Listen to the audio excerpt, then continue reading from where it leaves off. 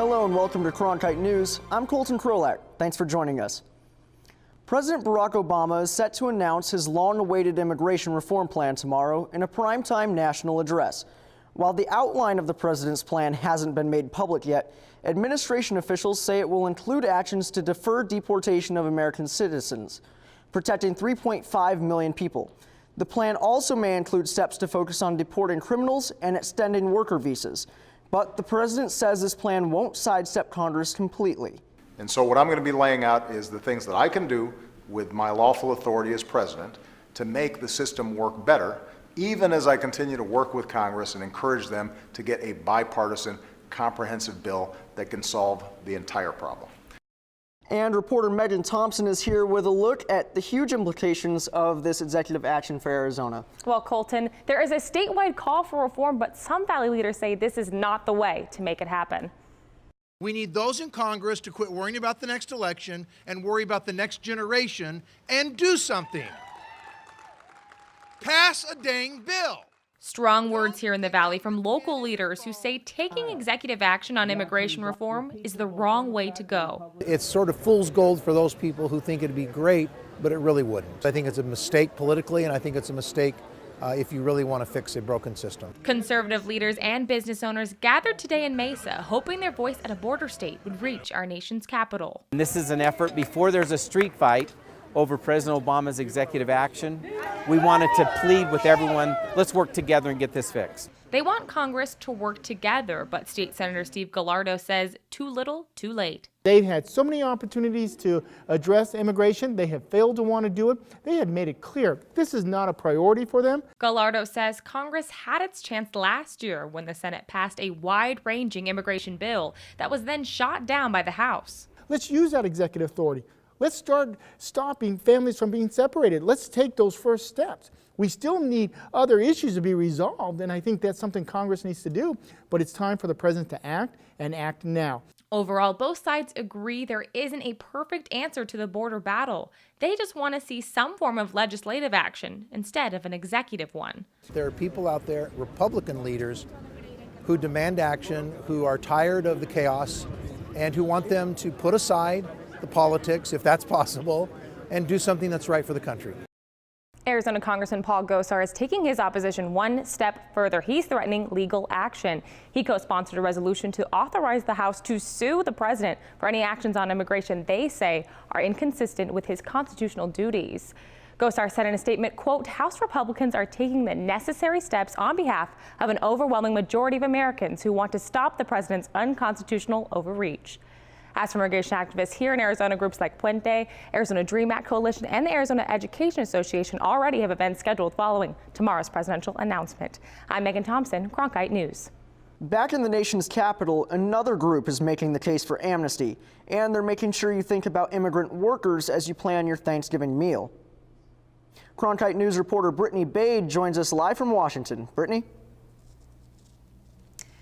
Immigrant workers make up most of the workforce behind the corn, potatoes, and turkey that millions of Americans eat every year on Thanksgiving. Today at the White House, those workers argued that since they're the ones who produce Thanksgiving dinners, they should have the same rights as those who enjoy it.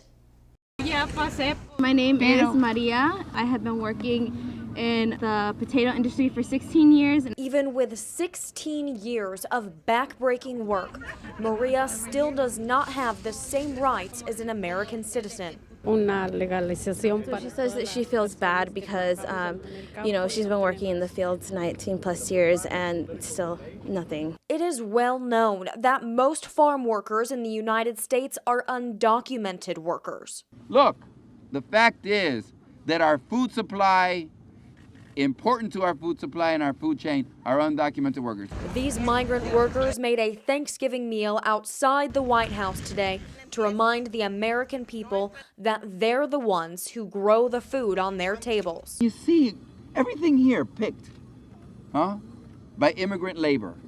With Thanksgiving just a couple days away, these farm workers are hoping President Obama will give them something to be thankful for. I would like to tell President Obama to give us something serious, something where we can be safe and secure and raise our families. They hope to see a serious solution soon. Go big or go home. So they too can enjoy their hard work on Thanksgiving. And so I have to cut this potato so that all of us can eat mashed potatoes on Thanksgiving. All of the people at that makeshift Thanksgiving are anxiously awaiting President Obama's announcement tomorrow.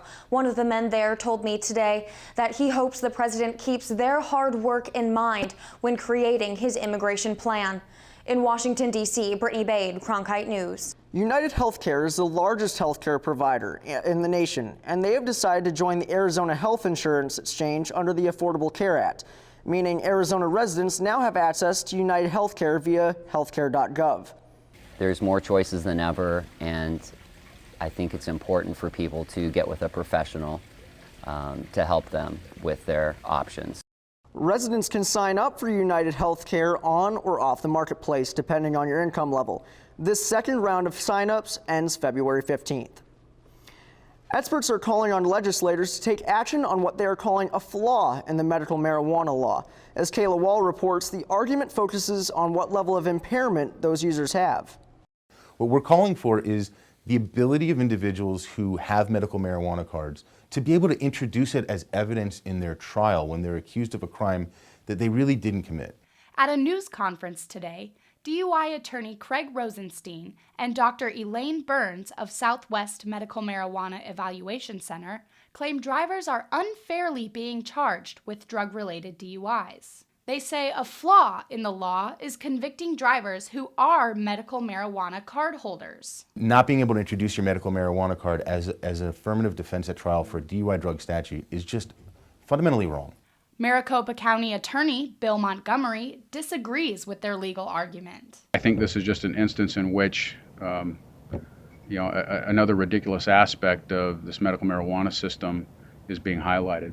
What really matters is it's the law, people are complying with the law, and they're being punished for doing so. And there's just something intrinsically unfair about that.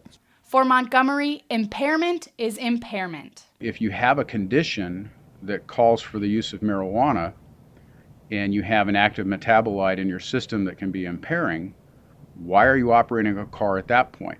Burns says the way her patients use medical marijuana should not impact their driving ability. Medical marijuana patients are being criminalized, shall we say, or charged for DUIs for impairment for having a metabolite that doesn't mean there's impairment. In Scottsdale, Kayla Wall, Cronkite News.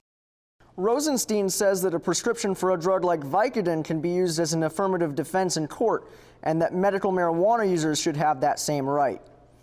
Now let's hand it over to Tana Hughes with a check of our weather. Over the past 3 days, Buffalo, New York has received over 72 inches of snow. This storm has left residents in their homes, shut down freeways. It's been a big storm in this area, as we can see right now, 31 degrees up in that area. They said the sun did come out a little bit earlier, but they can expect this storm to keep up for the next couple of days. As we look across the country right now, 33 in Billings, 40 degrees in Denver, 25 in Chicago, and 62 in Dallas. And as we head down into our current temperatures in the state, we can see the northern part of the state right now is very chilly. 48 in Page, 50 in Flagstaff, 51 in Grand Canyon. Down in Tucson, 74 and 62 in Prescott. And into our valley temperatures right now, Phoenix is 70 degrees, Tempe 73, Scottsdale 71, and 70 degrees in Mesa. And we're going to take a look for this upcoming week what we can expect. Well, ski resorts are expecting to open up this upcoming weekend, but they're not going to be using any regular snow. They're going to be using snow they made. Sunrise is in Greer, Arizona, Snow Bowl, and Flagstaff. They're both expecting to open up this weekend to a limited amount of people. We're going to take a look right here. Photo courtesy of snowbowl.com. These are the snow blowers that blow the snow onto the ski lifts. So that's what you can expect when you go up there and enjoy your skiing. A low tonight of 48 degrees and mostly clear out there. Headed into your 5-day forecast. A week up ahead, a high of the low 70 degrees throughout the week. Lows throughout the week as well in the lower 50 degrees. Slight chance 10% rain on Friday, but sunny for most of the week. I'm Tana Hughes, Cronkite Weather. That's it for Cronkite News tonight. Thanks for joining us. Good night.